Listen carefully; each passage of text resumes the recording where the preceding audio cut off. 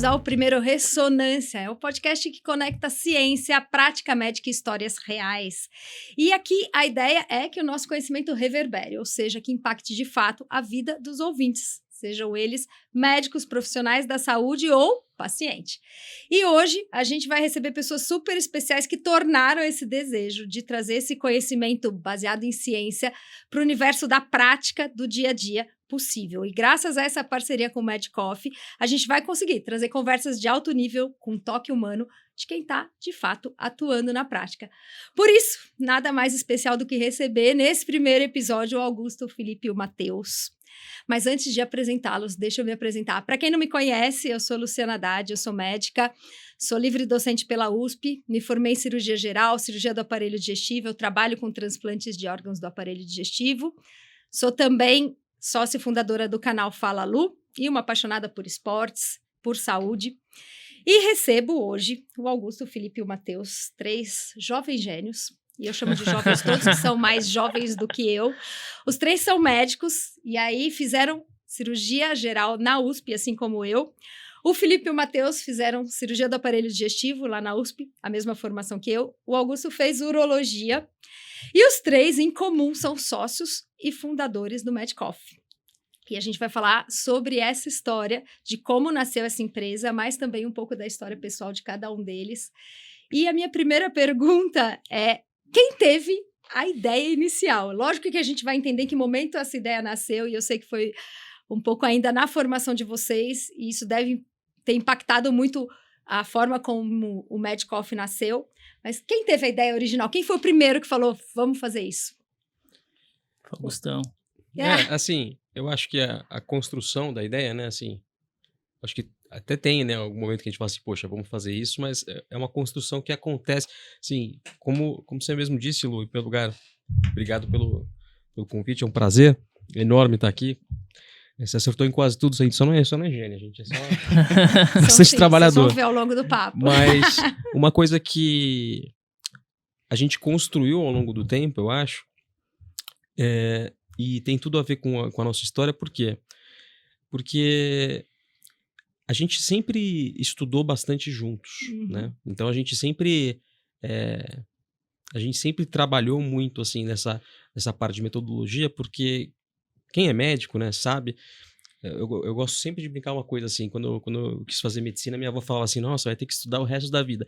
E a gente acha que é quase uma brincadeira, assim, quando algum familiar fala isso, e porque a gente pensa, poxa, que o vestibular é a coisa mais difícil que tem e passado isso tá tudo resolvido, né?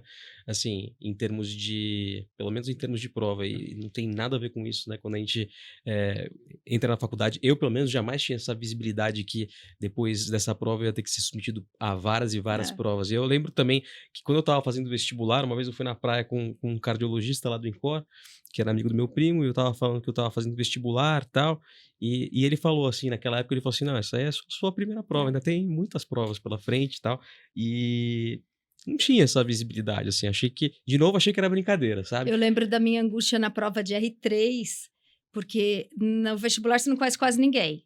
A prova de R1 você conhece alguns, sabe quem é bom e quem é ruim. Na prova de R3 você sabe que todos são muito bons. Exatamente. E você olha pro lado e fala, são meus amigos, todos são gênios e eu tô concorrendo com todos eles. E aí é cruel. Exatamente. Vocês a sensação que eu era a sensação juntos, que eu tinha, por exemplo, na prova de R3 de urologia, eu olhava lá aquele, a gente chama de apavorômetro, né? Assim, o que cada um fala que vai fazer, né? Daí fala, pô, só dentro aqui da USP tem 18 que querem prestar e tem 6 vagas. Então, você sabe que todos são muito bons, inteligentes. Não, tinham pessoas que ficavam 3 anos prestando, né? Parado entre o R1, R2 cirurgia e o R+. E eu acho que existe um outro fator pior ainda, que pelo menos pra mim, mentalmente, era uma coisa muito forte, que, por exemplo, eu fiz medicina na USP, eu jamais imaginava, quando eu fazia vestibular, que eu ia passar na USP. É uma coisa que não fazia parte do meu pensamento, assim, era uma coisa que era um bônus. Não só pra mim, como pros meus pais, assim, eu acho que, tanto que quando eu passei na faculdade de medicina de Marília, minha mãe me falou assim, pra mim isso aqui é como se fosse uma USP. Ela falou isso, antes de sair o resultado da USP. Sabia ela, né? Então, quando você tá fazendo a prova de residência, já inverte a coisa. Os seus familiares acham que é normal você ter uma Você especialização. Você passar, passar na residência é uma coisa, é um funcionário. E aquilo, eu carregava um peso comigo daquilo, porque a expectativa das pessoas é que, poxa, é só mais uma coisa que o Augusto vai fazer ali, que vai passar ali em mais uma prova, mas isso aí é bobagemzinha. E eu sabia que não era bobagem. Pelo contrário, Então, que era ainda mais difícil, que era inclusive mais difícil. Na urologia, então, nem se fala. Eu acho que foi acho que o momento que eu mais estudei na minha vida, assim. E então a gente tinha que fazer essa preparação para essa prova.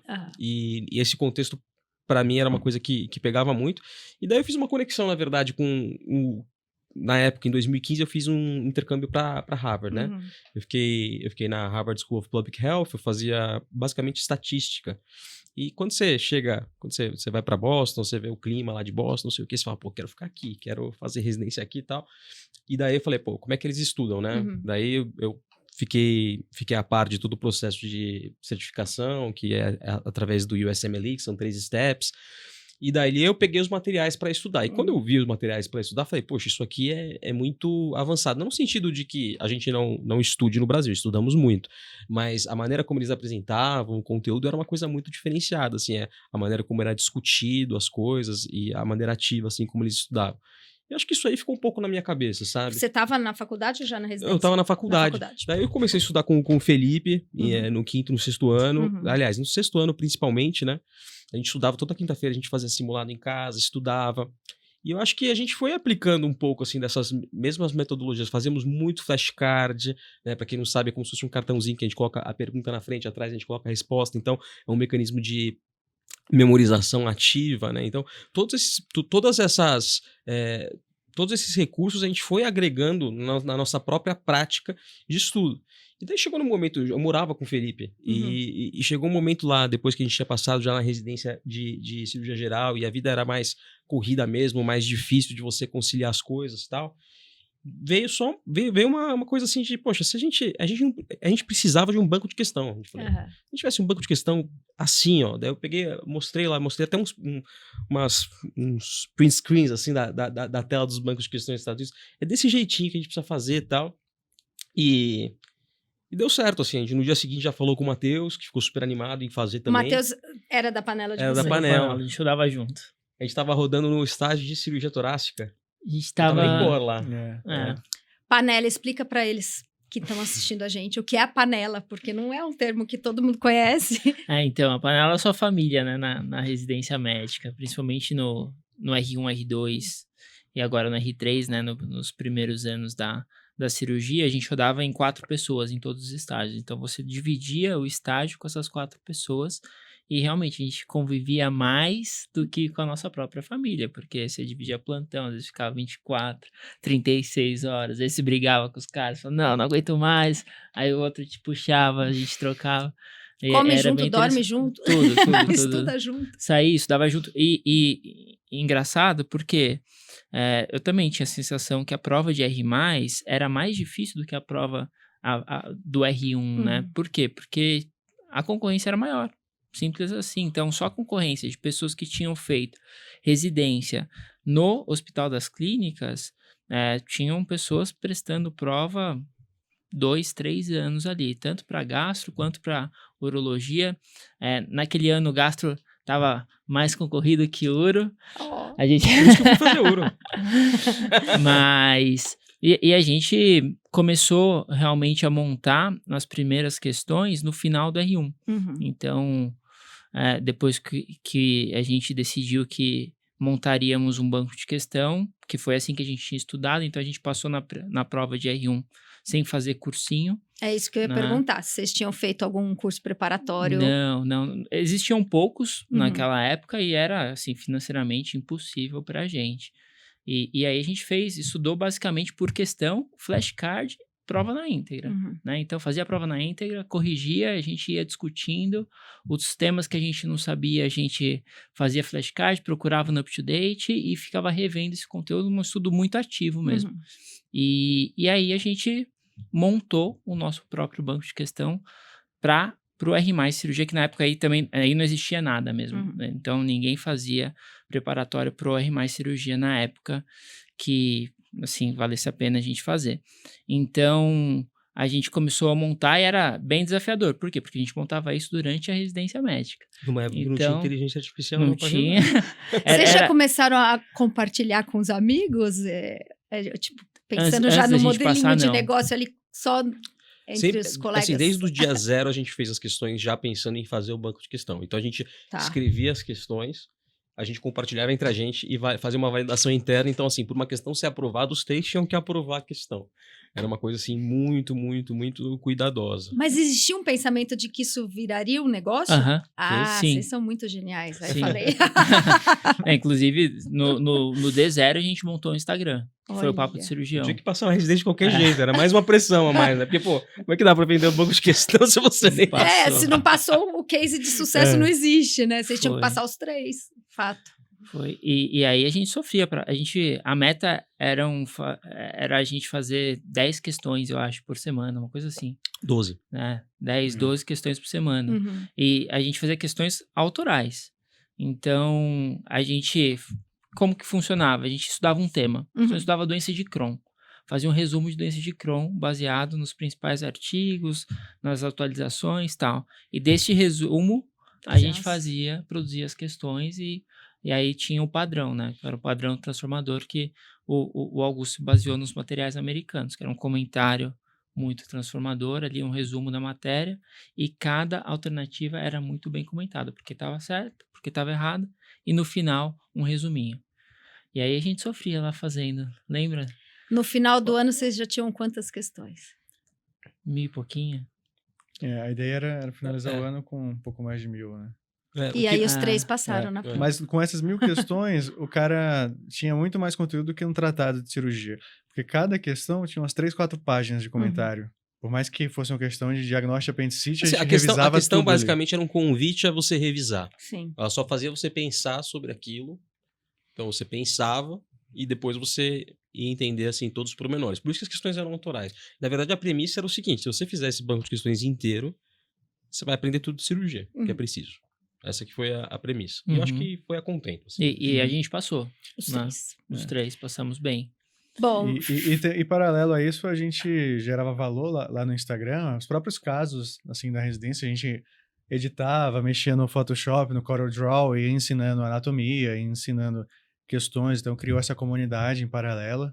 eu comecei a Instagram. seguir nessa época e realmente acho que já era algo que ali, pelo menos internamente, começou a crescer e se tornar conhecido do público cirurgião, acho que provavelmente de quem estava atrás, né, vindo para prestar prova, porque eu lembro que todo mundo começou a seguir esse Instagram Papo de Cirurgião para ver, era curioso mesmo, porque eu já era formada há 20 anos, mas para ver, será que eu ainda lembro? Deixa eu tentar responder, qual seria a hipótese. E ninguém fazia, né? Quase ninguém fazia. Então foi muito no começo do Instagram, inclusive, né? Isso que foi interessante. E muito aluno de medicina também começou a seguir, Sim. até quem ia prestar R1, porque cirurgia é sempre um calo no sapato, né? Uhum. As pessoas não aprendem direito na faculdade, então os próprios R+, iam indicando para os internos que passavam lá, e eles iam vendo e assinavam. Então, no início mesmo, era tudo literalmente nós 3 mesmo. As questões, a edição, a gravação do vídeo, a edição do vídeo. Isso era 2016, então, os 3 no primeiro ano da especialidade. A gente começou 17. no final de 17, que é no final do R1. Isso. Uhum. E aí a gente montou durante o ano de 2018, que era o nosso R2, todo o banco de questão.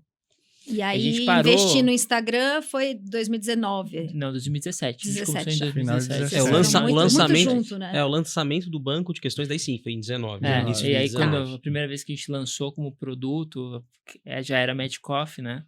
Aí foi em 2019. E era um produto para cirurgia só, para subespecialidade. Só. Não vendia para R1, para prova geral. Alguns compraram. Para usar para estudar cirurgia.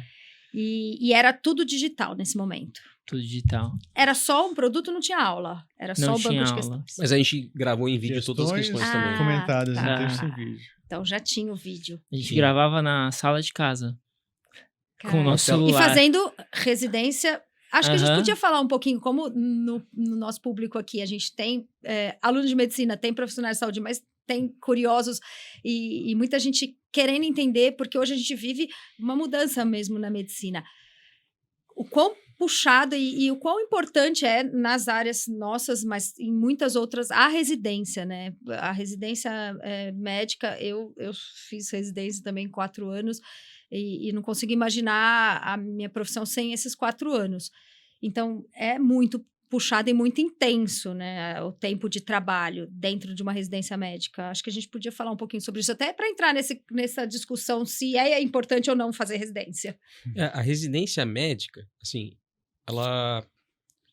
Bem, como você mesmo disse, assim, uma coisa mais importante, assim, eu gosto de falar que eu virei médico mesmo na residência, e pior, eu virei médico mesmo na residência de urologia, porque... Assim, cirurgia geral, amei fazer, achei excelente, achei super importante fazer também a residência de cirurgia geral. E é uma residência de acesso direto, né? Então você acaba de se formar como médico, você pode fazer cirurgia geral. Já a urologia, ou cirurgia do aparelho digestivo, né, para os outros ouvintes aí entenderem, é uma especialidade que tem esse pré-requisito de cirurgia geral. Então você primeiro faz cirurgia, para depois você fazer urologia. Então, naturalmente, né, você tem aqueles R's na residência, R1, R2, R3, são os anos que você vai passando. E quanto mais graduado você é, mais independência você vai tendo, mais complexidade vão sendo os procedimentos ou os casos que você vai avaliando, a autonomia que você tem em relação aos médicos, assistentes que cuidam realmente do hospital. Então, quando você entra na residência, na subespecialidade, né, no R3, por um lado, você está naquele momento que eu gosto de falar assim, o R3 ele testa o seu corpo e a sua mente. O R2 ele testa só o seu corpo. Mas o R3 é o corpo e a mente. Porque basicamente, você é um novato, você é um rookie ali na sua especialidade e ao mesmo tempo você já tem uma responsabilidade muito maior do que quando você estava ali no pré-requisito. Então, o R3 realmente é muito, muito extenuante. Por outro lado, tem um outro lado também, que é um aprendizado, assim, o crescimento que você tem durante esse ano e os próximos, assim, em termos de autonomia, em termos de decisão sobre o paciente, sobre ter o paciente seu na sua mão, que você vai tomar as condutas. Lógico que você assim, sempre acaba sendo supervisionado, então você está sempre com assistentes do lado, a USP, né, que foi onde nós fizemos residência, é um instituto que a gente tem um privilégio de vigilar, que tem casos muito complexos, e a gente sempre tem apoio ali dos chefes, dos assistentes que são muito experientes, mas você vai ganhando uma responsabilidade ali que, assim, e o ouro da residência, né, o Matheus gosta muito de falar isso, o ouro da residência são os pacientes. O que você vê de paciente ao longo da residência, o número de casos, a complexidade dos casos, faz com que você perca o medo de ver qualquer coisa, assim. Isso é o mais improvável de ser substituído, né? O paciente. Sim. Porque a parte teórica, até o treinamento técnico, você poderia pensar em modos de substituir, mas o paciente demanda tempo, né? A gente precisa desse tempo que leva a residência mesmo para ter o contato com vários casos diversos. E a gente vive a área do conhecimento. O conhecimento está disponível. Exato. Agora, é o conhecimento aplicado, né? É o conhecimento no caso concreto, é você saber realmente ali. E também tem aquele efeito de Dunning-Kruger, né? Assim, às vezes na cirurgia, né? Você já achava que sabia bastante, e daí, depois que você vê mais complexidade, você vê outras coisas acontecendo, outros tipos de complicação, você começa a entender que, na verdade, você sabia muito pouco, e você tem muito ali ainda para evoluir, tem que comer muito arroz e feijão ainda, né? Assim, é aquela coisa, né? Operar um paciente rígido de 20 anos é tranquilo. Agora, operar um cirrótico, um cara que anticoagula, enfim, um paciente mais complexo, aí só fazendo uma boa residência mesmo, né? Então... Vocês acham que existem hoje outros caminhos ou depende um pouquinho da especialidade ou a residência é o melhor caminho? Eu acho que a residência deveria ser obrigatória, sendo bem honesto. Nos Estados Unidos é obrigatório. Assim como nos Estados Unidos, por exemplo. Porque, realmente, você pode até ter conhecimento. Então, assim, se eu pegar a época que eu tinha mais conhecimento generalista da medicina, era no 6º ano, quando eu estava prestando prova de R1. Sabia tudo de clínica, sabia tudo de cirurgia, sabia tudo de pediatria, sabia tudo de Sabia aplicar isso na prática? Não. Obviamente que não. não sabia. Então, engraçado, porque eu fui muito bem formado, saí até corajoso demais da faculdade de medicina e fui dar uns plantões que eu não deveria ter pegado, por exemplo, numa UPA no interior aqui de São Paulo. Depois levei o Augusto, inclusive, para dar plantão comigo. Era legal, era legal. Mas chegava um caso complexo e falava, poxa, não acredito que estou tendo que lidar com isso. Então, tipo, anticoagular o paciente, aí fazia um raio-x e falava, meu, será que esse cara tá dissecando aqui a aorta ou é um infarto com supra mesmo que eu tô trombolizando?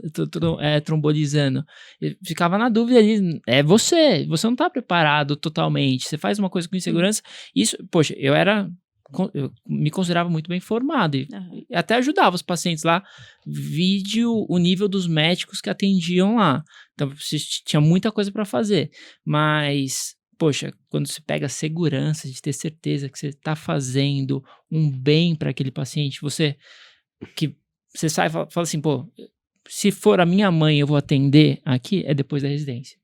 Eu falo que, pensando aqui para nossa plateia, até para educar o público, eu sempre coloco essa questão. Quem você levaria, seu pai ou sua mãe? Ou seu filho? E nesse sentido que a residência... Aí vem, e acho que a gente tem que tomar muito cuidado, e é importante colocar isso, que essa segurança que às vezes hoje o médico que não fez residência, que está muitas vezes em rede social, é pura ignorância. O fato dele não ter lidado, inclusive, com as consequências da má prática médica, né? E a gente muitas vezes observa o erro e a complicação durante a residência. Então, acho que aqui já vai um conselho para quem nos assiste, que é dá uma olhadinha realmente na formação daquele profissional que você busca, que você pretende ter acesso. Aí a gente pode falar um pouquinho sobre título de especialista, a diferença entre título de especialista e residência, porque acho que as pessoas às vezes têm dificuldade para o leigo de acertar o caminho. Eu recebo muito pedido de indicação em rede social, nem sempre eu consigo responder para todo mundo. E como é que a gente ajuda quem está procurando um bom médico, né? O que eles têm que buscar? E falando sobre uma coisa mais ampla ainda, é difícil a situação que nós vivemos hoje, porque, assim, em 2035 a gente vai ter 1 milhão de médicos na expectativa. Então, você teve um aumento muito grande de oferta de vagas de medicina, né? Então, das pessoas que se formam, né, quem vai ter efetivamente acesso à residência médica, nós estamos falando de 40%. Ali, se a gente preencher todas as vagas. Então, 50%, 60% ali, mais ou menos, simplesmente não vão ter vagas de residência. Que é o que impõe um problema ali, um desafio muito grande em como que nós vamos complementar a formação desse médico. E eu não tenho resposta para essa pergunta, assim, é uma coisa que eu só quero assim, fazer a gente pensar realmente.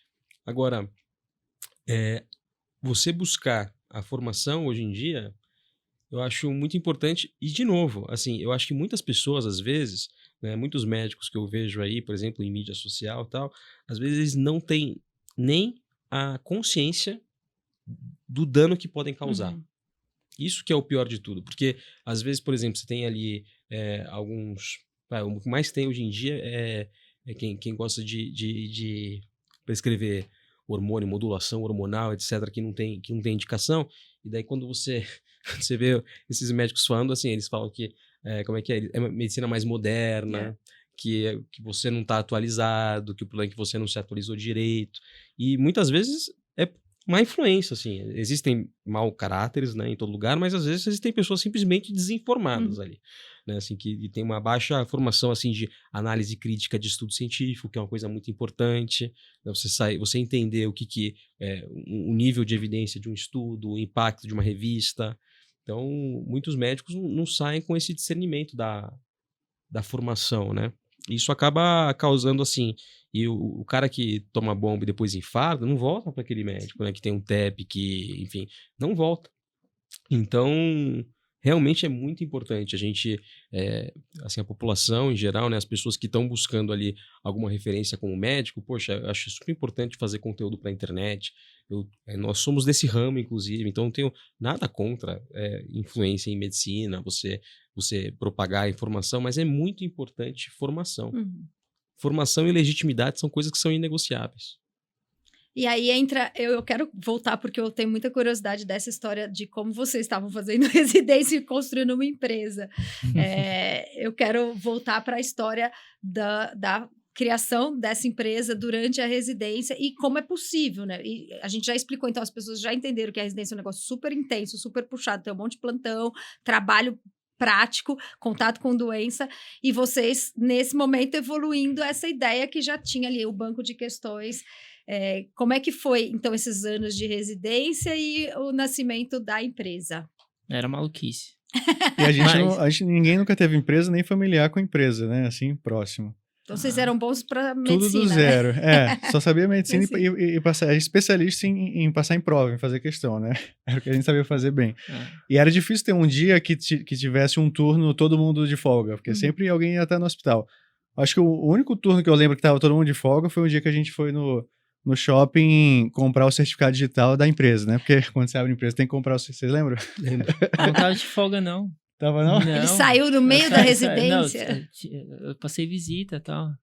Eu lembro Não, desse dia. foi de noite, assim, foi final de tarde, lá final no de Dourado. tarde. Horário Final de comercial. tarde.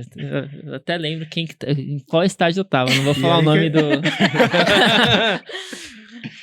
E aí a gente tem que fazer tudo do zero isso, abrir empresa, certificado digital, um monte de burocracia, né? Muita coisa. O mais difícil conciliar, era conciliar. E assim, a nossa prioridade era a gente ser ótimos residentes. A gente se dedicava muito para a residência. Então, era a prioridade número 1 ali. Então, não é que a gente priorizava o Medcoff, montar o banco de questão, montar. Não, a gente fazia isso no nosso tempo vago. Era muito... Você contar que era um alinhamento ali, né? Principalmente a formulação do banco de questões era um alinhamento total com o objetivo de passar na residência. Então, isso é uma coisa interessante, porque sempre... Lógico que a gente tinha outras demandas para fazer, para resolver, mas como nós tivemos a sorte, figurativamente, porque foi intencional, né? De fazer uma empresa que era totalmente alinhada aos nossos objetivos enquanto médicos, né? Que era estudar, fazer melhor aquilo. Eu acho que não foi um problema para a nossa formação em função disso. Pelo contrário, acho que nos estimulou, assim, tanto a formação e também o papo de cirurgião, porque, por exemplo, a gente ia lá, batia a foto lá da dissecção lá do SVO, não sei o que, daí fazia um desenho, não sei o que, da hernia, aprendia tudo de hernia, estudava bastante aquilo, queria repassar aquele conteúdo. Então, tudo que a gente fazia, na verdade, estava ali relacionado, né? A condição era a gente tocar muito bem a residência. E a gente era conhecido por todo mundo tentar entregar o máximo na residência. Todos os chefes gostavam da gente, inclusive. E aí, o que a gente fazia? A gente produzia o restante do conteúdo no nosso tempo livre quando chegava em casa, basicamente. Que era 10 da noite, 11 da noite. Sim, ou final de semana. Eu chegava, urologia tem que ir de branco, né? Então, quase todos os vídeos daquela época, eu tô de branco, social de branco. Eu já chegava, nem tomava banho, sei lá, já começava a gravar, já falava, ó, já tô ferrado, já terminar aqui. Quando vocês começaram a preparar o material para a prova de R1 geral?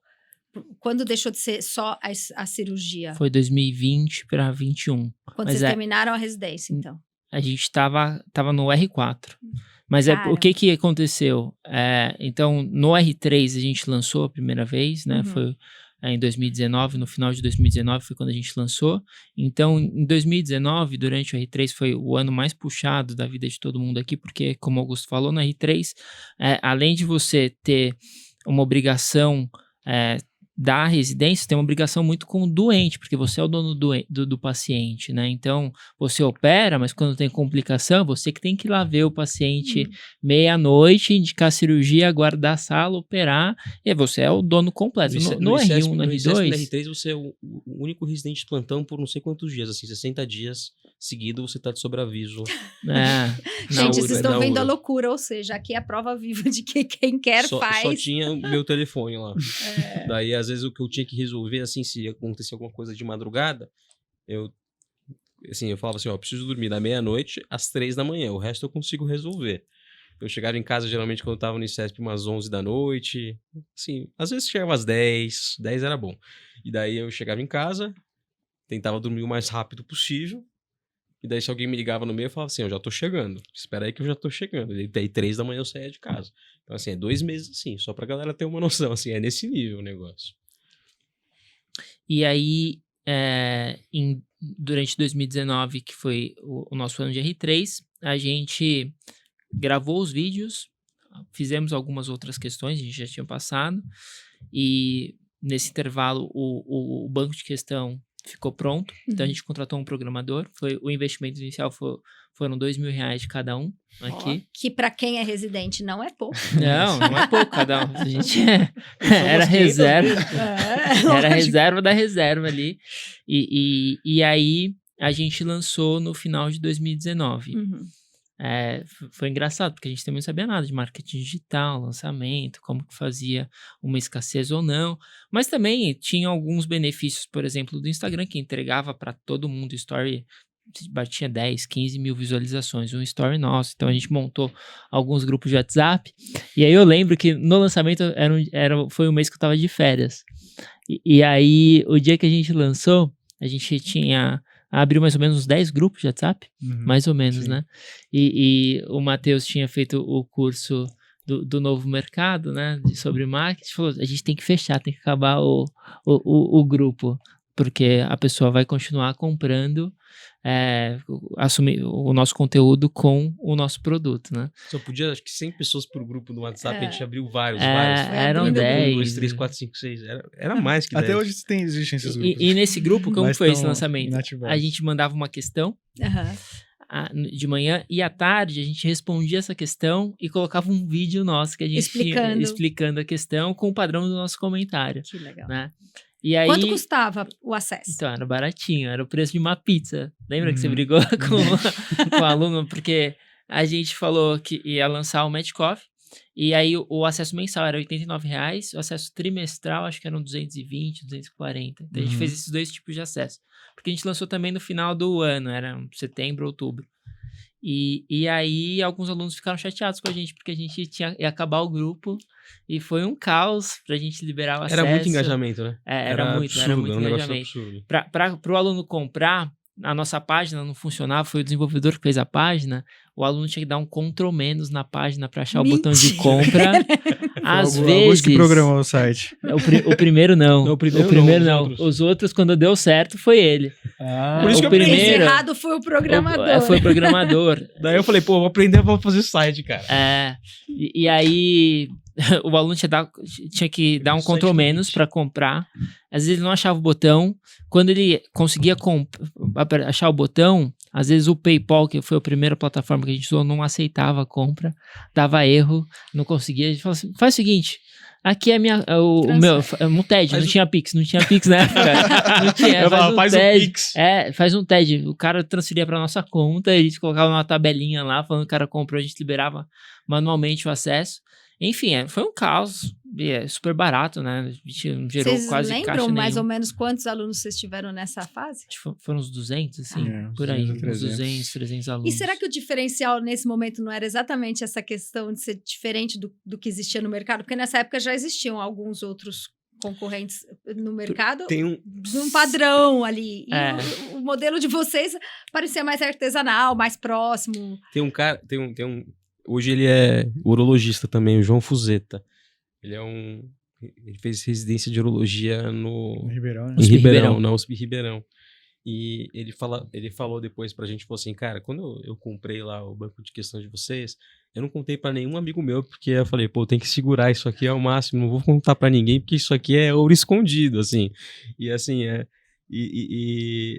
é muito engraçado, porque ele mesmo fala assim, vocês mudaram a nota de corte de todas as provas, não sei, ele é um cara fã também, assim, mas é muito engraçado, assim, a visão que essas primeiras pessoas que usavam tinham, assim, que eu não tinha, assim, eu sabia que era uma coisa que a gente fez pensando em nós mesmos, acho que isso que é o grande trunfo, acho que de qualquer empreendimento, né, quando você faz um negócio que, poxa, você consumiria, que você sabe que E vocês estavam muito próximos do momento da Muito, residência, né? E extremamente. vocês tiveram uma métrica desse primeiro ano? Como foi o resultado de quem comprou? Vocês já tinham essa Muita análise? gente passou. Começou a gente ter passou. um monte de Porque aprovado, o boom primeiro foi lugar, daí, né?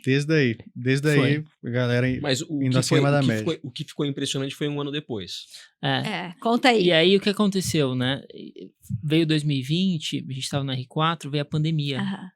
E aí, na pandemia, a gente estava acostumado a trabalhar 36 horas, descansar 12. A gente trabalhava 12 e descansava 36. E o plantão do Covid dependia do O HC plantão, virou né? covidário, né? O HC virou covidário. E às vezes você tinha que dar plantão na UTI, era um caos, mas às vezes tinha que dar plantão na enfermaria. A enfermaria era muito tranquila de Covid. Você passava normalmente, né? Você passava a visita e ficava esperando se tivesse intercorrência ou admissão. E aí, o que a gente começou a fazer? A gente começou a entender vários gargalos que tinham. Então, página não funcionava, a gente não sabe fazer tráfego, não sabe fazer marketing, emitir nota. Lembra que você ficava no e-notas, não sei o quê. E cada um começou a estudar porque uma depois partezinha. que a gente vendeu, a gente descobriu que tinha que emitir nota fiscal das vendas. Mas eu gosto muito dessas histórias onde as pessoas botam a mão na massa e vão aprendendo realmente na prática. Eu tenho muita gratidão, ele evitou que eu fosse preso. Porque se você espera saber tudo sobre tudo, você não começa. Não começa. Como falar, eu preciso estudar finanças, economia, como é que eu gero uma empresa. Eu tava pensando uma coisa muito idiota outro dia, que a gente tá treinando tênis, nós três, né? Eu tô fazendo aula de tênis e tal, daí eu vou lá, faço aula de tênis, e daí me vem à mente assim, poxa, imagina uma pessoa que quer aprender tênis, e ao invés dela ir lá e rebater bolinha, ela pega um manual de regras do tênis. Quando que essa Ela pessoa desiste. vai aprender tênis? Nunca. Ela Então, as coisas elas se aprendem quando você tá com a mão na lama ali, quando você tá Concordo. fazendo as coisas. Não tem outra forma de aprender por qualquer coisa se você não pratica. É impossível. Concordo. Foi. E aí a gente ficou focado no Medcoff, porque sobrou tempo, começou a sobrar tempo. A gente não pegou plantão extra, não fez dinheiro com plantão, vendendo a nossa hora ali. A gente só ficou focado em construir e entender os gargalos do Medcoff. E aí no final de 2020 foi quando a gente lançou o HIT, certo? Sim. O que é o HIT? Então, o HIT foi o nosso primeiro curso, videoaula. E aí foi o nosso intensivo, é o nosso intensivo até hoje, faz um sucesso aí sempre. E porque era um intensivo já focado, apesar de ser aula, mas era focado em questão. Então a gente, desde o começo, a gente colocava a questão, discutia a questão, um método muito mais ativo e também dava conteúdo. E a gente fez isso para cirurgia e para clínica, porque tinham várias pessoas do R+ cirurgia que prestavam endoscopia. E aí os clínicos gostavam também. E vários alunos do R1 compraram o HIT para cirurgia e clínica juntos. E aí começou a ter um boom de aprovação. Naquele ano a gente teve várias especialidades cirúrgicas, aparelho digestivo, urologia, 100%. plástica, que a gente tinha 100% de aprovação. Caraca. Que todos os alunos eram nossos. Daí até o Matheus postando assim, eu tenho 100% de certeza que isso vai ser aprovado, aí, assim, as aprovações, assim. E ali foi, acho que o primeiro momento que as pessoas, assim, o público maior, falou assim, poxa, tem alguma coisa meio diferente aqui, assim. Mas você vê, até pensando em marketing, esse é o melhor marketing, mas na verdade é a verdade. Então fica aquela história, será que eles são bons de marketing, mas precisa de um marketing melhor do que todos os aprovados terem usado no primeiro ano o curso de vocês. Então as coisas vão junto, né? Porque você fala, você pode fazer o melhor marketing possível, mas se esse marketing não tiver uma verdade, não vai vender. Só a verdade vende. Só a verdade vende. E vende por muito tempo, né? Então, Às vezes a mentira vende uma vez. Vende Mas uma depois vez. não vende mais. Só uma Mas vez. duas As pessoas conversam, né? Se é ruim, a pessoa fala. Aí ela fala pra 20 pessoas. Se é bom, ela vai elogiar pra 1, 2 amigos, mas isso você vai construindo ao longo do tempo, isso aqui vira uma bola grande. E medicina parece ser um mundo gigante, mas o médico, ele é uma pessoa que vive muito aquele universo, né? Sim, os médicos você vê frequentemente, né? Lógico que não é uma regra, mas médico, ele se relaciona com o médico, geralmente, a família, a mulher, a esposa é o médico, e o marido é o médico, e a vida é médico, fala sobre medicina, sai para conversar, é com o médico.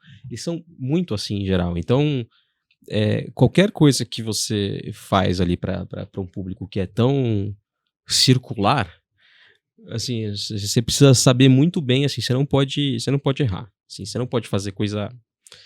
Melhor não fazer. Melhor você esperar e fazer do jeito certo.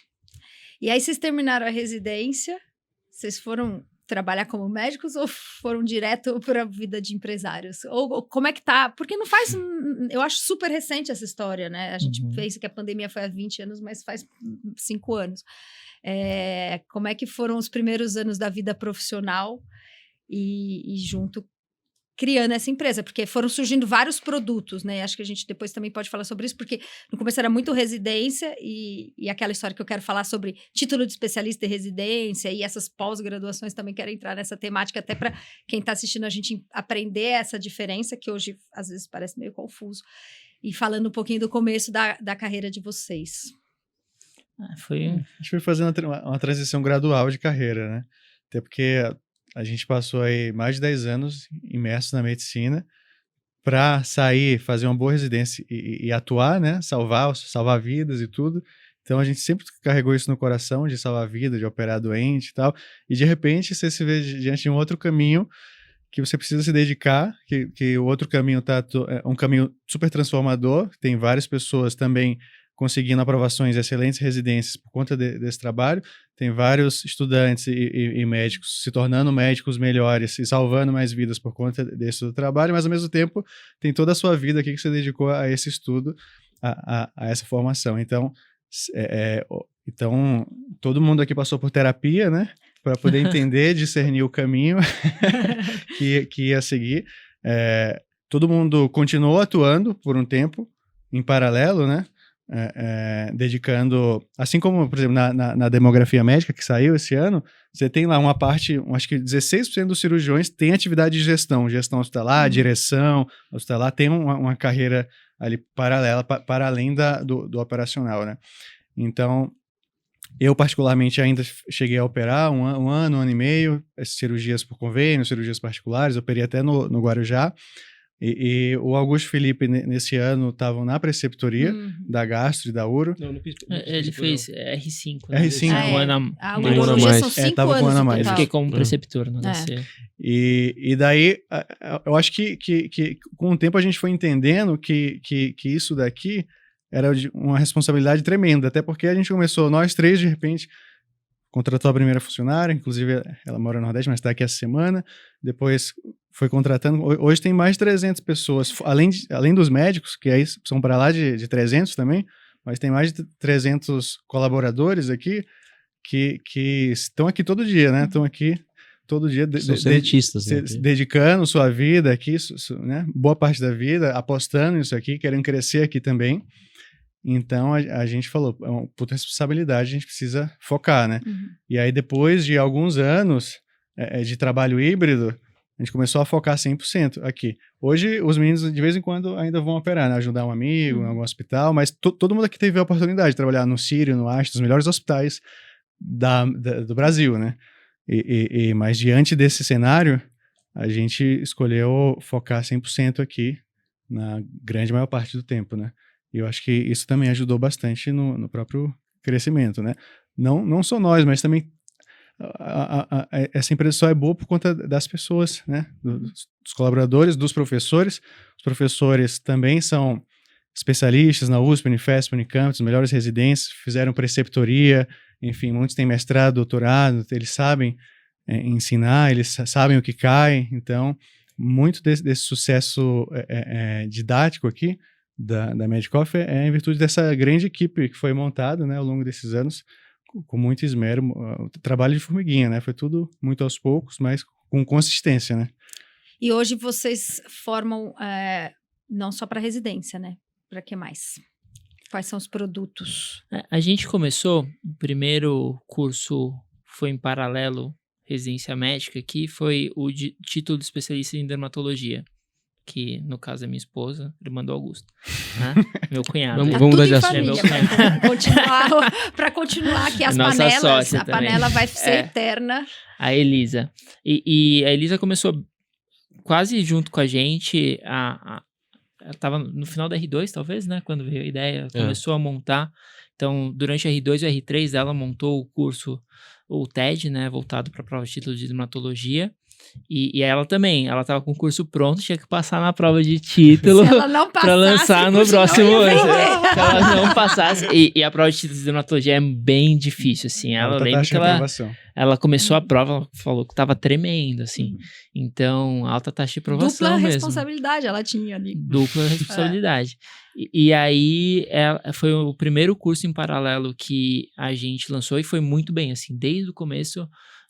Foi um curso... Para ser especialista em dermato, tem que fazer residência ou pode ser uma pós-graduação? Pode fazer estágio? pós-graduação, né? Então, a lei funciona como aqui no Brasil, de forma geral? Para você ser reconhecido como especialista, ou você faz residência médica, você já consegue um RQ direto, ou você faz uma pós-graduação. Não necessariamente você precisa fazer uma pós-graduação, você tem que comprovar a área de atuação naquela especialidade normalmente o dobro de tempo da residência. Então, se a residência de dermatologia dura 3 anos, se a pessoa comprovar que ela atuou em dermatologia por 6 anos e prestar a prova de título e passar, ela pode ser considerada uma dermatologista, senão ela tem área de atuação em dermatologia. Então, quem não faz residência médica, teoricamente faz pós-graduação, e aí existem vários tipos de pós. Então, tem pós que são... não é legalizado o nome, né? Mas ela é certificada credenciada pela sociedade, e aí ela... São muito parecidas com residências.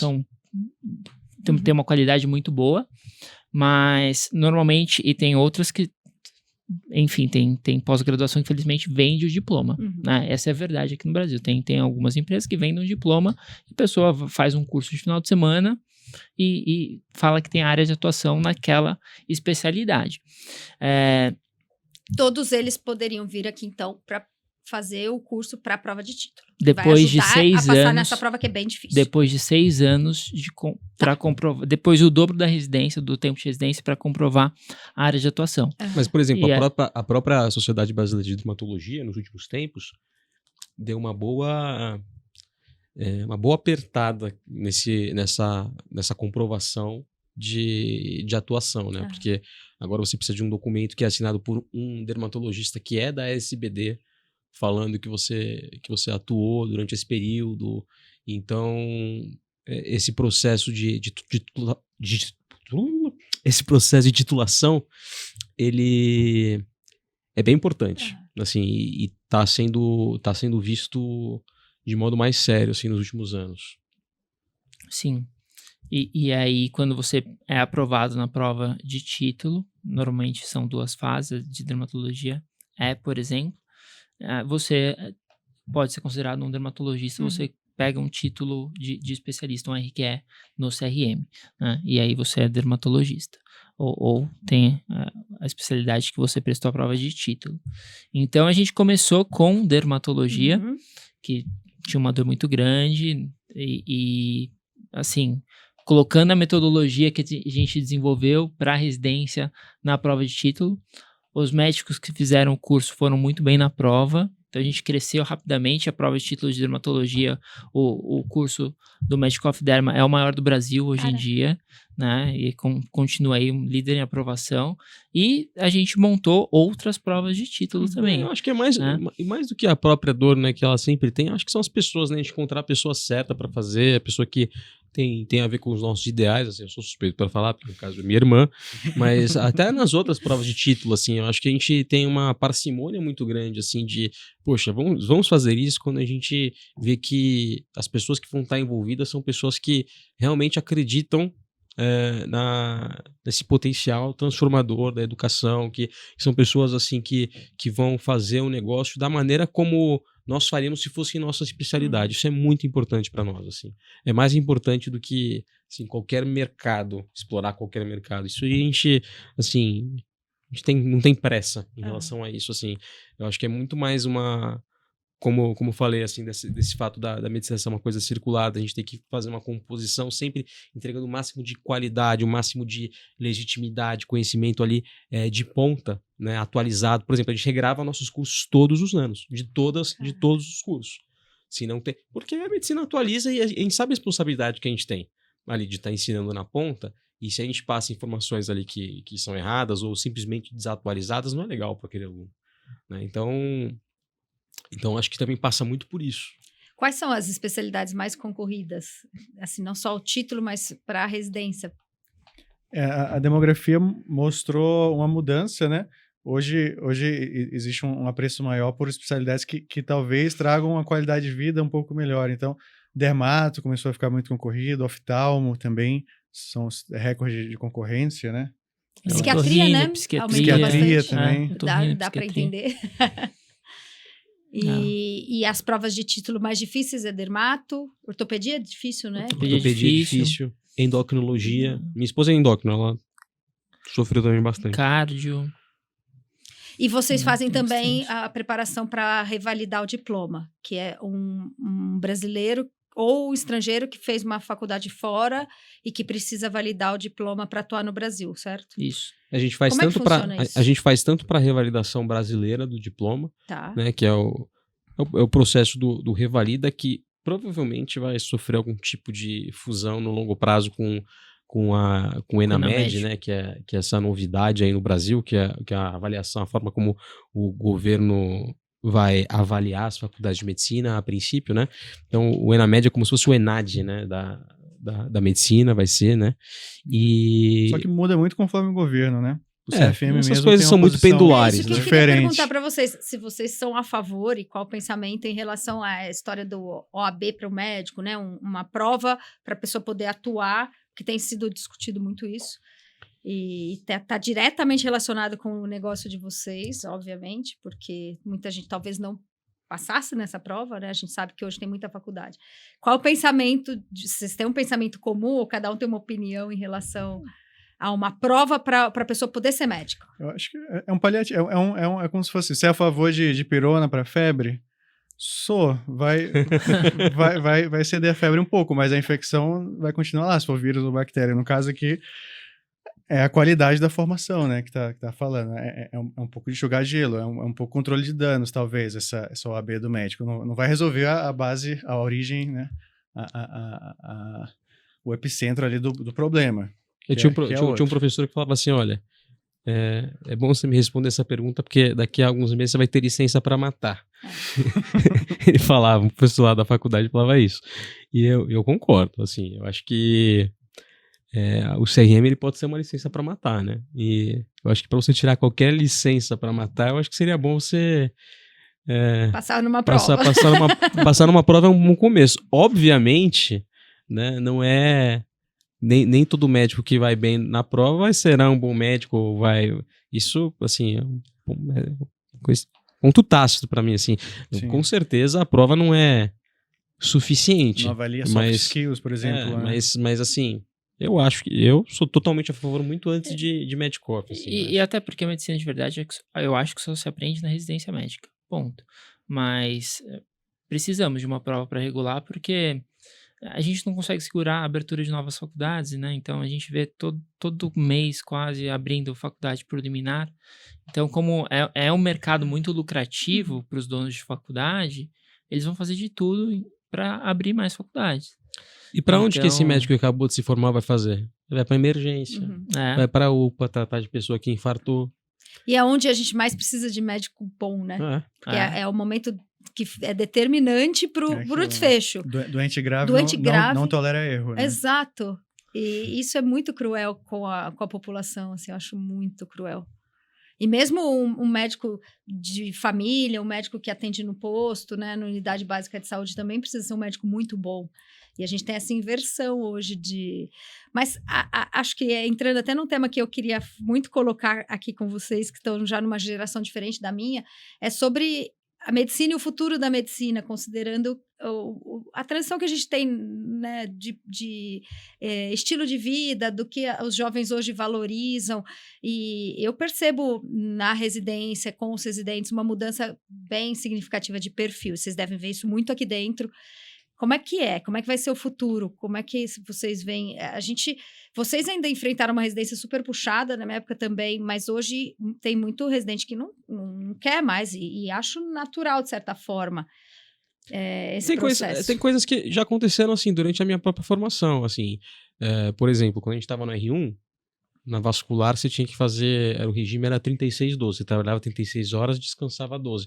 Daí quando você estava terminando, você ainda ia lá, dava uma ajudada no ambulatório e depois você ia para casa, dormia e voltava. Daí já no R2, no R1 já não era mais assim, já tinha mudado, tinha acabado. E eu acho que tá certo acabar assim. Algumas coisas eu acho que não fazem sentido. E assim, às vezes a gente precisa de algum desfecho ruim, alguma coisa ruim acontecer para que se tome conta, se dê conta de que, poxa, isso aqui realmente não é legal, entendeu? Então, assim, algumas especialidades, elas tinham esse comportamento, algumas têm até hoje, então assim, neurocirurgia, por exemplo, urologia ainda é muito difícil, vascular também não deve ser fácil também, mas eu acho que tem algumas mudanças que vêm por bem. Eu acho que não faz eu sou um pouco pró, assim, a nova geração nesse sentido. Acho que tem coisas que você não precisa sofrer para você passar pelo processo. Acho que trabalhar muito você precisa trabalhar muito, precisa estar interessado, você precisa acordar cedo, dormir tarde. Eu acho que tudo isso está dentro, mas algumas residências, elas, assim, ultrapassavam certos limites humanos. Não precisa ser assim, tóxico o ambiente, né? Não precisa... Eu acho que essa questão de carga horária e de toxicidade realmente, né, de chefe até um pouco abusivo, né, com residentes, isso aqui tende a melhorar ao longo dos anos aí. Acho que já está muito melhor, inclusive, do que na nossa época. Algumas coisas que talvez a gente tenha ouvido, hoje em dia já não acontece mais, porque o cara também tem medo de ser processado ali. E acho que até rede social, né? Então, você pode fazer uma denúncia na rede social, viraliza seu nome que está rodando. Então, isso tudo ajuda. Mas, indo até por um sentido mais amplo da medicina, eu não sei como que a gente vai fazer, porque realmente a gente tem um déficit de especialistas, né? Então, a gente vai ter muito generalista, poucos especialistas no Brasil. E acho que o ideal era se a gente conseguisse ir no sentido dos Estados Unidos, você ser obrigado a ter uma residência para exercer a medicina depois que você se forma na faculdade. Porque hoje tem um número grande de médicos que não querem, né, fazer residência. Né? Tem, gigantesco. Porque demora, porque é difícil. É porque existe um caminho mais fácil. Nem sempre o caminho mais fácil é o mais certo, né? E acho que o caminho mais fácil é bom a curto prazo, né? Eu entendo, e ontem até conversando com uma pessoa que não é médica, ela falou, nossa, mas demora 10 anos para vocês começarem a trabalhar, é uma formação muito longa, e muitas vezes a pessoa demorou para entrar na faculdade, gastou muito dinheiro, porque a maior parte das faculdades são privadas, e ela está pensando que ela precisa trabalhar, ganhar dinheiro, e não vai perder mais 4, 5 anos fazendo uma residência, que, né, não é um momento para ganhar dinheiro ainda. Mas a longo prazo isso vai trazer uma qualidade de vida, talvez que lá na frente... Assim, eu também não quero ser alarmista também, mas assim, eu acho que não existe almoço grátis, assim, né? Eu acho que as pessoas que não querem fazer residência, ok, elas podem ter uma vida equiparada, podem até ter uma vida melhor temporariamente com quem fez residência, mas isso vai ter um custo de longo prazo. Ainda mais com o número de médicos que está sendo lançado no mercado. Às vezes o cara até fica bem. A pessoa, o indivíduo, ele não fez residência, ele consegue um emprego, ou consegue... Às vezes faz no Instagram lá, o cara vira um médico no Instagram, o doutor Boquinha, né? O cara fica bem, é verdade. Sim. Mas será que esse cara tá fazendo um bem pra humanidade? Então é muito mais complexo que isso. Ele atenderia a mãe dele, entendeu? Tipo, eu operei a minha mãe quando eu me formei. Fiz a vesícula da minha mãe e da minha esposa. Entrei nas duas. Não fui eu que operei, fui primeiro auxiliar. Mas, pô, eu faria, entendeu? Por quê? Porque eu me sentia muito bem preparado. Eu faria isso depois da faculdade? Obviamente que não. Atenderia minha mãe no pronto-socorro depois da faculdade, né? Esse cara atenderia a mãe dele? Faria o que ele tá fazendo pros pacientes que estão indo do consultório dele pra quem ele mais ama? Eu acho que não, entende?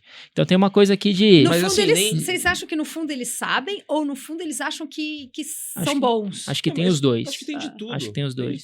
Mas nem indo pro lado do Dr. Boquinha, pensando num cara que quer só exercer a medicina normal, assim, que é, poxa, não quero trabalhar, eu preciso trabalhar para ganhar dinheiro, então eu não vou fazer residência médica, vou dar um monte de plantão e vou resolver minha vida dessa maneira, então vou tratar de doente mesmo, assim, vou tratar de pacientes que têm doenças e tudo mais. esse cara, a longo prazo, assim, ele tá correndo um risco muito sério. Porque a oferta de médicos é muito grande, 2035 vem com 1 milhão de médicos, o preço o que se paga pelo plantão não é reajustado desde 2010. Então, assim, ele tá correndo um risco que ele precisa saber, precisa estar consciente disso. Não, teoricamente, para né, além do tratamento. Saiu na demografia médica, né? O salário médico ajustado para hoje, em média, deveria ser R$85 mil. E, em média, o médico ganha 30 e alguma coisa. O médico que tá ralando. Não, em média, assim, é o salário médio, mas deveria ser 85 mil, se comparado com 20 anos atrás. E agora eu quero trazer mais uma discussão só vai piorar. aqui. Então, a gente tá chegando nos minutos finais, mas eu não poderia... Já que a gente tá falando de futuro, onde entra a inteligência artificial nesse cenário? Como é que vocês veem a medicina com a IA? E hoje eu já recebo oferta de prontuário com IA integrado, ou seja, o paciente vai falando, a IA já vai me falando aqui, ó, pede tal exame, prescreve. E onde vocês veem essa presença da IA, a formação médica, o futuro? Será que a gente vai ser substituído? Será que os médicos ruins serão substituídos? Eu já ouvi um médico, inclusive, falando que o profissional ruim vai ser elevado, assim, e o bom vai continuar diferenciado. Como é que vocês veem esse futuro com o IA? Acho que IA em tudo, né? Em tudo. Mas talvez algumas especialidades sejam semi-substituídas, assim, né? Mas eu não acho que a IA vai dominar o mundo. Eu não acho... Assim, a gente tá até conversando antes de começar que talvez a IA comece a operar. Acho que sim. Talvez a gente tenha acesso a essa tecnologia, não sei quanto que o ser humano vai estar disposto a ser submetido a isso. Não sei. Não, mas olha, veja bem, vamos pensar o seguinte, hemograma. Quando surgiu o hemograma, o médico olhava lá todas as células, não sei o quê. Contava tudo. Hoje o paciente hoje já gosta quando você fala que é um robô, né? Que é uma cirurgia robótica. Sim. Nitidamente, né? Eles perguntam, é robô? É robótica? Não sei se existe pra mim, essa barreira. Só a questão enfrentar a IA é a mesma coisa que você tá nas Ilhas Fiji e querer inventar um tsunami que tá vindo. É inefrentável. Não. Assim, você só precisa aprender o máximo que você puder ali. Mas a IA não tem uma coisa que o ser humano tem, que é um accountability, né? Assim, quem vai se responsabilizar por aquela conduta, quem vai se responsabilizar por aquela situação. Então, sempre, isso eu espero que sim, né? No final das contas, o CRM é seu, né? O médico, ele vai ter que validar aquilo e hoje em dia, assim, a IA ainda... Assim, eu trabalho muito com esse tema, porque eu fico muito na parte de tecnologia e penso em como a gente pode agregar IA dentro da plataforma, fora da plataforma, administrativamente, 100% tem que ter ali, porque a maneira como você pesquisa, né, através de pesquisa vetorial, por exemplo, com inteligência artificial generativa, é muito superior à pesquisa comum, então... A gente precisa realmente para a organização do conhecimento, mas ainda tem uma alucinação que não é desprezível, né? Então, assim, trabalhar com essa alucinação é que é importante. Você olhar a IA e todo o conteúdo que a gente trabalha aqui, por exemplo, do Medcoff, todo é revisado por um médico. Assim, por mais que a gente eventualmente utilize alguma parte ali para acelerar algum processo, entregar alguma coisa mais rápido quando a gente precisa, ou auxílio, hoje em dia todos os médicos usam a IA para auxiliar nesse processo, tudo é sempre revisado. Por quê? De novo, esse risco de alucinação. A gente não pode aceitar de forma alguma que a gente envie uma informação. E tem até um exemplo prático disso. Por exemplo, a gente estava fazendo outro dia, eu estava fazendo alguns testes com IA, e daí eu pedi para ele resumir algumas coisas, vetorizei um vídeo do professor falando para ver o quão fidedigno, e a IA ele não entendia a diferença entre eclâmpsia e iminência de eclâmpsia. Então, assim, ele fazia o tratamento similar, assim, por exemplo. Então, a gente... Lógico que isso só tende a melhorar também, mas sempre vai ter a accountability do médico. Ele vai sempre ter que validar algumas situações ali. Eu acho que a IA como otimizador de processos de tempo, isso aqui é uma realidade, tanto para a medicina, acho que cada vez mais, para gerar laudo, para, então, otimizar a burocracia, para... Enfim, mas acho que a figura do médico não vejo sendo substituída. Porque a medicina ainda tem muito esse componente humano. Né? Sim. O do toque, do exame, do olho. Todo mundo acho que faz hoje teleconsulta, né? Mas é diferente, não é igual. Assim, acho que a parte... Todo mundo aqui já atendeu um paciente grave no leito, que você pegou na mão e começou a chorar do seu lado. O paciente não vai fazer isso com um robô, né? Não. Por exemplo. Eu lembro de um plantão de emergência que eu dei na residência, de emergência clínica, no caso. E era o plantão, eu vi lá, tinha um plantão de porta, tinha um plantão de sala de emergência e tinha um que era Plus Senior. Então, era o plantão que, eu queria um plantão que pagasse mais. Então, já que eu ia passar a noite acordado, eu peguei aquele plantão lá, Plus Senior Extra. E daí chegava os pacientes, 90 anos, 80 anos. Doutor, ele tá meio diferente. Aí o paciente nem falava. E aí... era complexo. Aí teve um paciente assim, rico 3 da... O Matheus era mais rico. Graças ao plantão foi sênior. Consumindo, Aí tinha um paciente que o médico que passou o caso falou assim, não, essa aqui é só uma reavaliação para dar alta. Aí essa reavaliação chegou 3h30 da manhã, mais ou menos. E aí era só dar alta, era uma dor no joelho da velhinha que já tinha melhorado. Aí se eu fosse jogar na IA, ia mandar dar alta, com certeza. Mas o anjo da guarda falou pra eu botar a mão no joelho. Aí quando eu botei a mão no joelho, bom, ele tava gelado e a outra perna tava quente. Aí, opa, tem alguma coisa estranha aqui. Aí eu palpei um pulso, de um lado não tinha pulso, do outro lado tinha pulso. Eu não vou dar mais alta não, peraí, vou chamar a vascular, vamos fazer alguma coisa. Então, sempre tem esse feeling, o toque humano, né? Às vezes o anjo da guarda, que eu acho que não atua na IA, por exemplo. Essa história... A IA não tem anjo da guarda. A IA teria errado, teria dado alta, porque a IA... Tem que fazer uma integração API aí do anjo da guarda aí, pô. Faltando. Nosso papo está chegando ao final, mas antes de passar para as mensagens sobre o futuro da medicina, do Medcoff, o que vocês quiserem falar. Primeiro, eu queria agradecer publicamente a oportunidade de estar lançando Ressonância aqui em parceria, essa parceria Medcoff Fala Lu, acho que tem muito a agregar, a gente tem muita conexão, acho, de filosofia de vida sobre a medicina e sobre o que a gente pensa de formação mesmo, e acho que a gente vai conseguir informar as pessoas de uma maneira bacana aqui, esse é nosso intuito. E para vocês que estão assistindo, indiquem pessoas que vocês queiram que a gente traga aqui, profissionais da saúde, não só médicos, mas todo mundo que está bem intencionado em trazer um conhecimento bacana para melhorar a saúde das pessoas. A gente vai trazer aqui no Ressonância para reverberar conhecimento e vou passar para vocês para uma mensagem final. Pô, Jalu, queria agradecer pelo convite, pelo projeto. É muito bom conectar, né?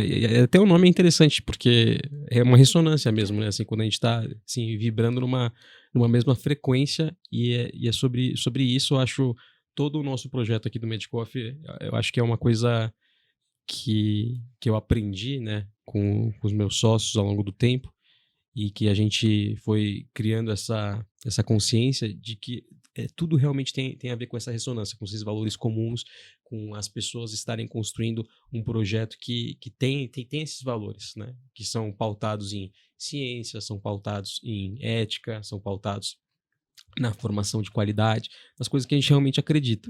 Então eu queria agradecer também para mim também é um voto de confiança, né? Sempre que a gente faz uma associação, né, por exemplo. E a gente tem muito, muito orgulho dessa associação. Obrigado, viu? Eu também agradeço essa parceria.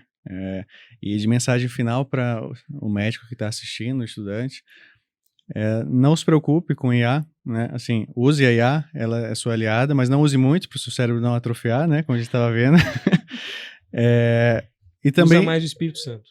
e no sentido assim de não se aterrorizar, porque assim, para o médico bom, acho que sempre vai ter emprego, viu? Assim, pode ter 1 milhão de médicos, mas se você tá estudando, tá buscando uma boa formação, e quando tá lá na frente do doente, atende ele bem, atende o paciente bem, olha para ele, examina, toca no paciente, né? Ouve, tem interesse no que ele tá dizendo. E só isso aí você já está fazendo melhor que 90% dos médicos, assim, ele já vai sair dali lhe indicando para todo mundo, né? E tinha um cirurgião que eu acompanhava que ele falava, o meu maior patrimônio são os meus pacientes, o meu patrimônio são os meus pacientes, porque eles estão sempre ali, eles voltam, eles indicam, então construa o seu patrimônio, né? Conquiste esses pacientes, você sempre vai ter a sua clientela, você não vai perder seu emprego para IA, porque eles, quando estiverem precisando, não vão buscar IA, vão buscar você. Seja bom, né? Isso. Seja bom. Eu gostaria de agradecê-lo a parceria, a confiança. É muito bom estar com pessoas boas, com legitimidade, que também acreditam numa medicina de qualidade, que influencia pessoas de modo positivo, né? E espero que um dia a gente vire triatleta também, que o Matheus já é, né? Eu não. Eu sou meio Sem tri. função, Vira- não tem função. Fazer um meio Ironman aqui dessa mesa. Meio Mas eu tô muito feliz com o projeto, acho que vai dar muito certo, trazer grandes pessoas aqui para reverberar aí o conhecimento, tá? Então, obrigado pela parceria. É isso aí. Então, tá encerrado o primeiro podcast Ressonância. Logicamente, vamos pedir para quem não está inscrito se inscrever aqui no Dá canal. o like, Dá fortalece. o like, compartilha. compartilhem e também seguir todas as redes do MedCoffee. Eles também têm um canal gigantesco. E para você que é médico ou estudante de medicina, obviamente, imagino que você já conheça, mas se você não conhecer, tá toda a informação aqui na nossa descrição. Obrigada, até a próxima. Tchau, Valeu, valeu. tchau.